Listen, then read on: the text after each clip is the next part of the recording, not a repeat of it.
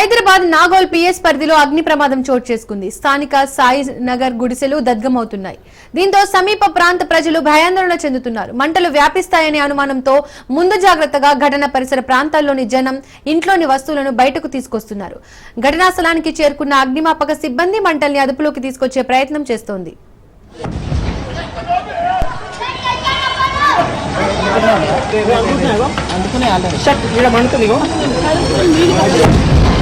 అరే వాడలే వాళ్ళ దాంట్లో ఆడ మంది అయిపోయా ఇది వచ్చేస్తుంది దివ్య చేయి కాడా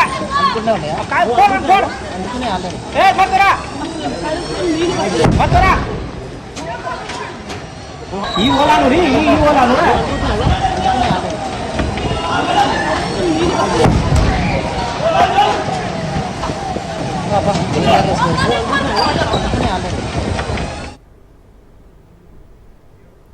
హైదరాబాద్ నాగోల్ పిఎస్ పరిధిలో అగ్ని ప్రమాదం చోటు చేసుకుంది. స్థానిక సాయి నగర్ లో గుడిసెలు దగ్ధమవుతున్నాయి.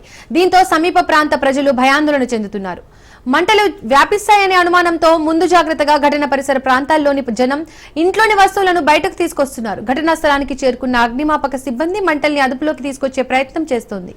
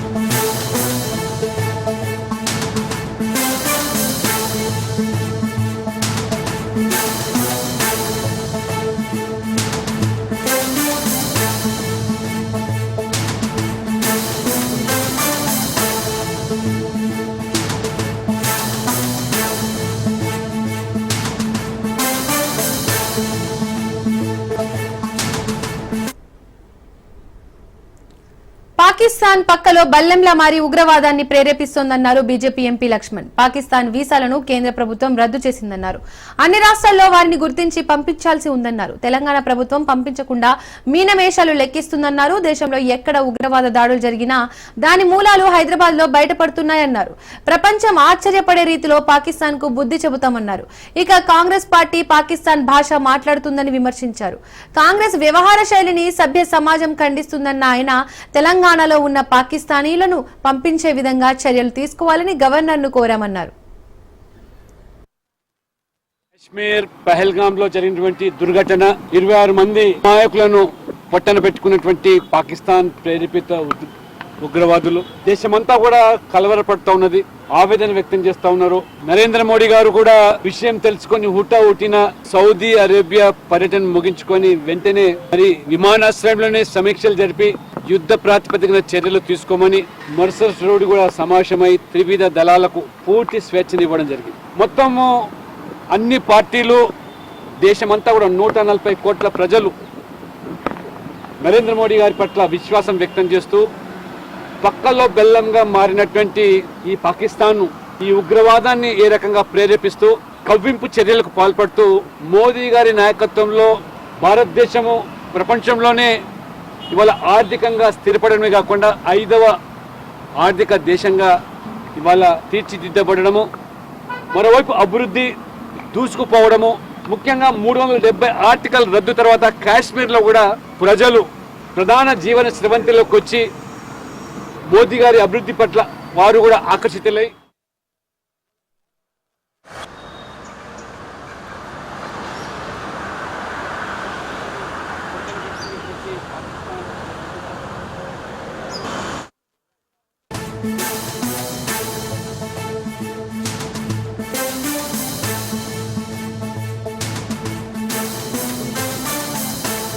you.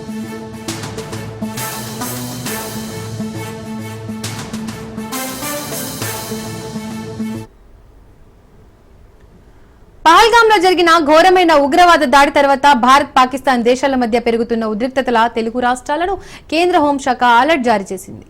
దాడులు జరిగే ప్రాంతాలను కేంద్రం గుర్తించింది. 3 కేటగిరీలుగా ప్రభావిత ప్రాంతాలను విభజించింది. కేటగిరీ 1లో ఢిల్లీ తారాపూర్ అణు కేంద్రం, కేటగిరీ 2లో హైదరాబాద్ విశాఖ ప్రాంతాలు ఉన్నాయి. తెలంగాణలోని హైదరాబాద్, ఏపీలోని విశాఖ మాల్ డ్రిల్ నిర్వహించాలని కేంద్ర హోంశాఖ ఆదేశించింది. మొత్తం 3 కేటగిరీలుగా దేశంలోని మొత్తం 259 జిల్లాల్లో యుద్ధ ప్రభావం ఉంటుందని కేంద్ర హోంశాఖ అంచనా వేసింది.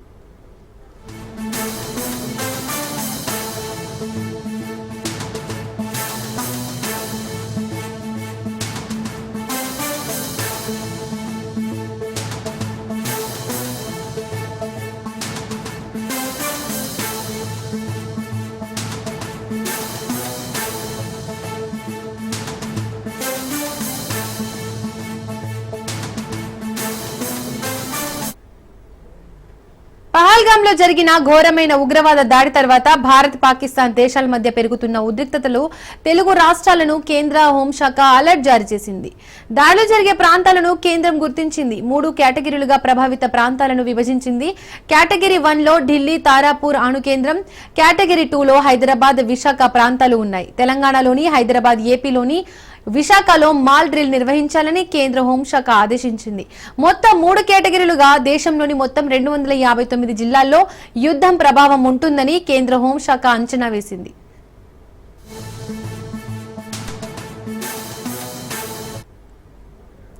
ఇక ఈ అంశానికి సంబంధించి మరిన్ని అప్డేట్స్ మా ప్రతినిధి సూర్యప్రకాష్ ఫోన్ ద్వారా అందిస్తారు. సూర్యప్రకాష్.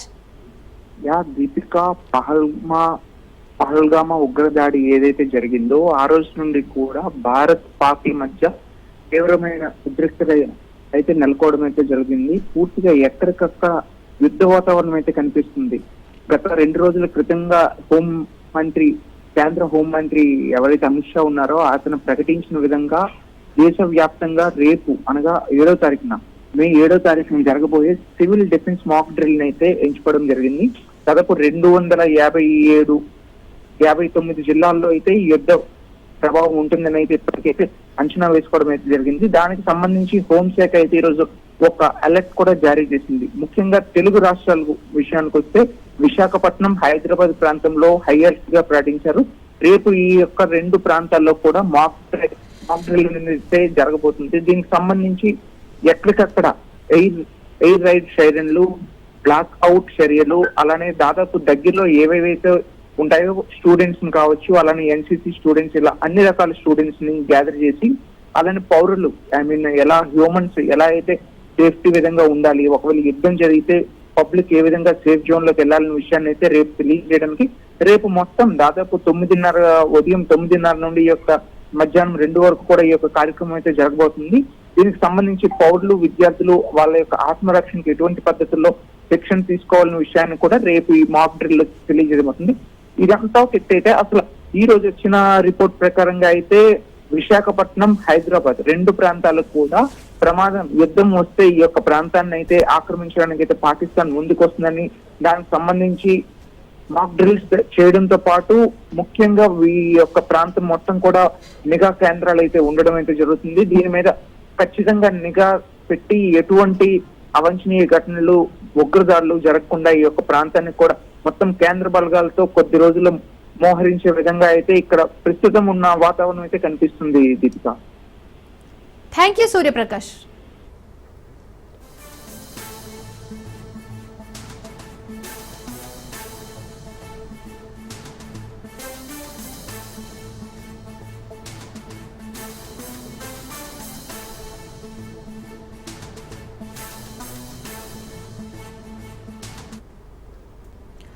హైదరాబాద్ వేదికగా మిస్ వరల్డ్ పోటీలకు సర్వం సిద్ధమైంది. ఈ నెల 10 నుండి 31 వరకు మిస్ వరల్డ్ పోటీలు నిర్వహించనున్నారు.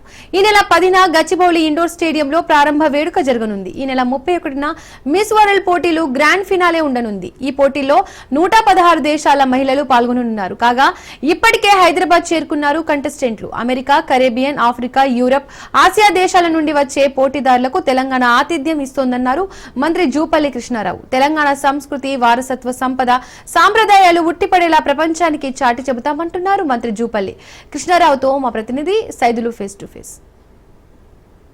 ప్రతిష్టాత్మక మిస్ వరల్డ్ 2025 పోటీలకు తెలంగాణ ముస్తాబైంది.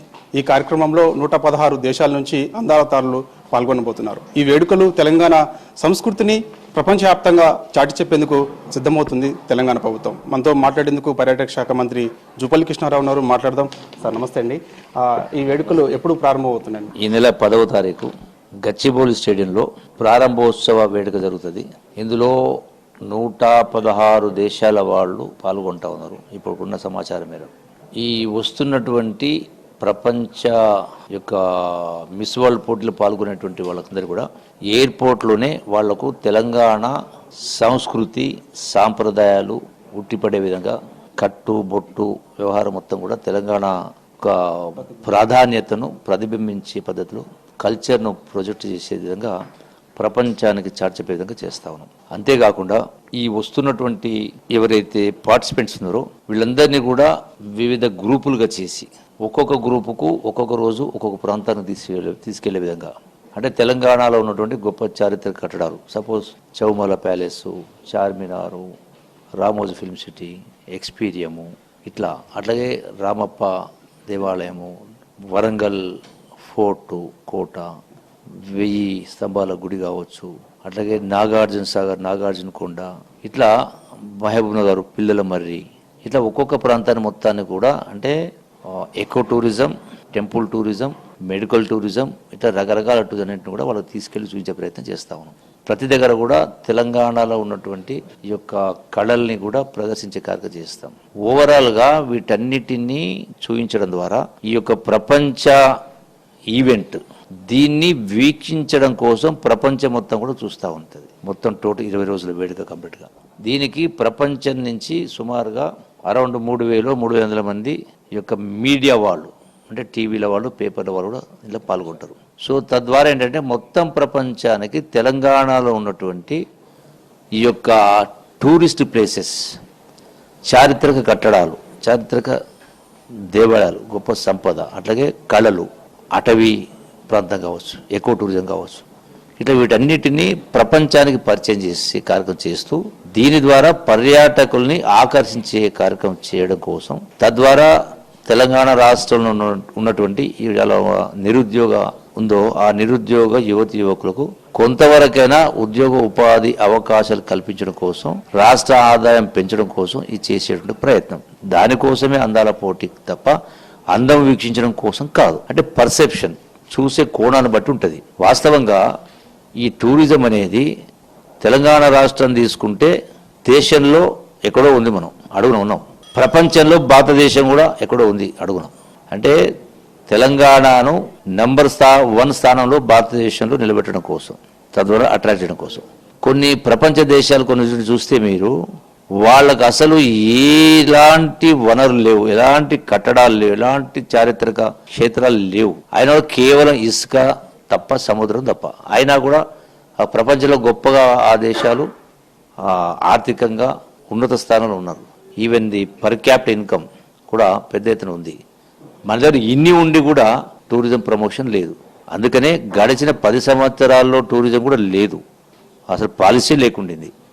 సో దానికి ఇలా గౌరవ ముఖ్యమంత్రి రేవంత్ రెడ్డి గారు ఈ టూరిజం ప్రమోషన్ కోసం అని చెప్పని ఈ యొక్క అందాల పోటీల మిస్ వరల్డ్ ప్రోగ్రాం కోసం దేశంలోని ఇతర రాష్ట్రాలు పోటీ పడ్డాయి, ప్రపంచంలోని ఇతర దేశాలు పోటీ పడ్డాయి. అయినా కూడా తెలంగాణ రాష్ట్రానికి ముఖ్యమంత్రి రేవంత్ రెడ్డి గారు దీన్ని సాధించడం జరిగింది.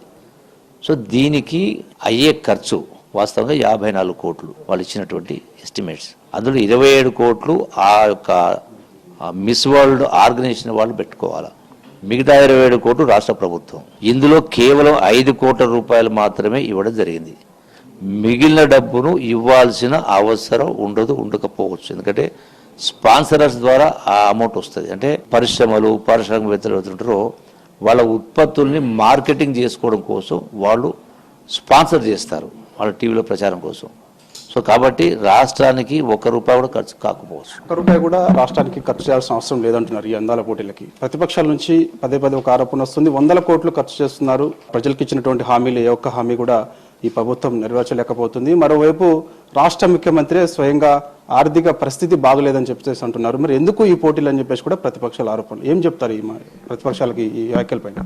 ప్రతిపక్షాలు కూడా అంటున్నాయి ఆర్థిక పరిస్థితి బాగాలేదు, ఎందుకు పెడుతున్నాయి కదా. ఆర్థిక పరిస్థితి బాగాలేని మాట వాస్తవం. ఈ ఆర్థిక 10 సంవత్సరాల పరిపాలన పరంగా కారణంగా ఆర్థిక పరిస్థితి అధోగతి పాలైంది. గతంలో నెలకు 600 కోట్ల రూపాయలు వడ్డీ అసలు కట్టాల్సి వస్తూ ఉంటే కంతులు, కేసీఆర్ పుణ్యమాని నెలకు ఇలా 6,000 కోట్ల రూపాయలు ఖర్చు పెట్టాల్సి వస్తుంది. కాబట్టి ఆర్థికంగా ఇబ్బందులు ఉన్నా కూడా అన్ని అమలు చేస్తూ ఈ ఆర్థిక పరిస్థితిని మెరుగుపరచడం కోసమే రాష్ట్రీయ ఆదాయాన్ని పెంచాలంటే ఏదో చేయాలి కదా. చేయాలంటే డెవలప్మెంట్ జరగాల.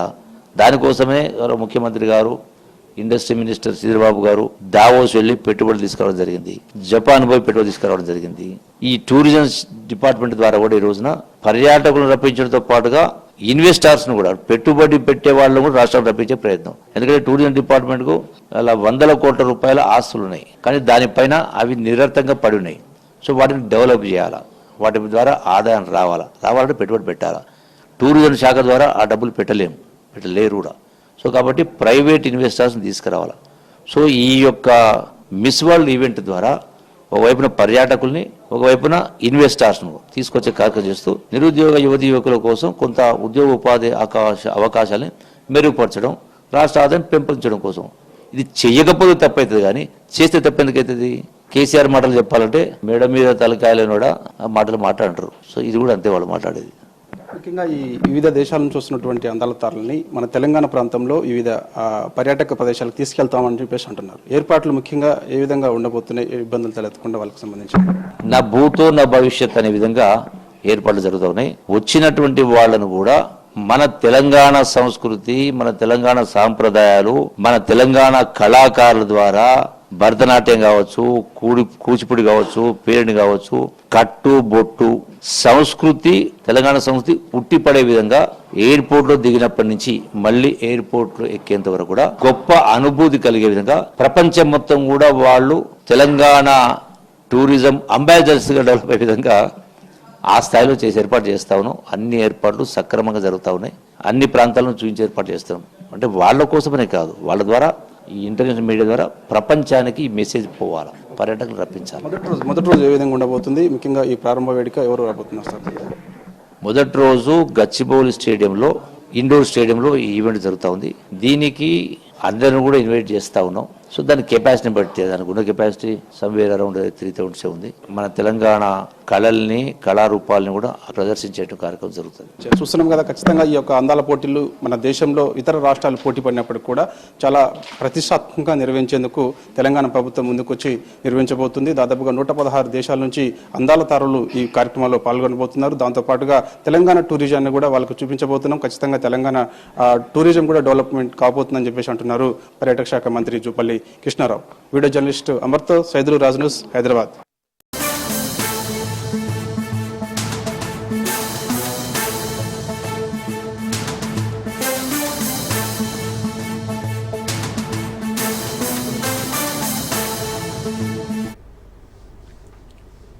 తెలంగాణలో ఆర్టీసీ కార్మికులు తలపెట్టిన సమ్మె వాయిదా పడింది. రవాణా శాఖ మంత్రి పొన్నం ప్రభాకర్ తో ఆర్టీసీ జేఏసీ నేతలు జరిపిన చర్చలు సఫలం కావడంతో సమ్మె వాయిదా పడింది.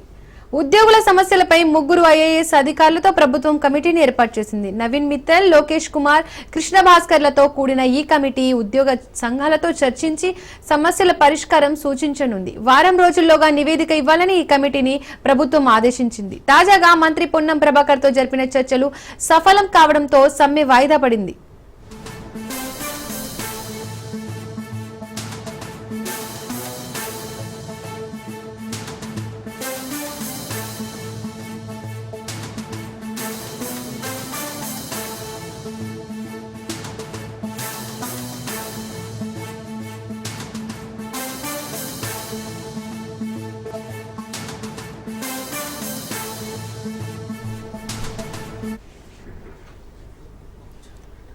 తెలంగాణలో ఆర్టీసీ కార్మికుల సమ్మె వాయిదా పడింది. ఇక ఈ అంశానికి సంబంధించి మరిన్ని అప్డేట్స్ మా ప్రతినిధి సైదులు ఫోన్ ద్వారా అందిస్తారు. సైదులు,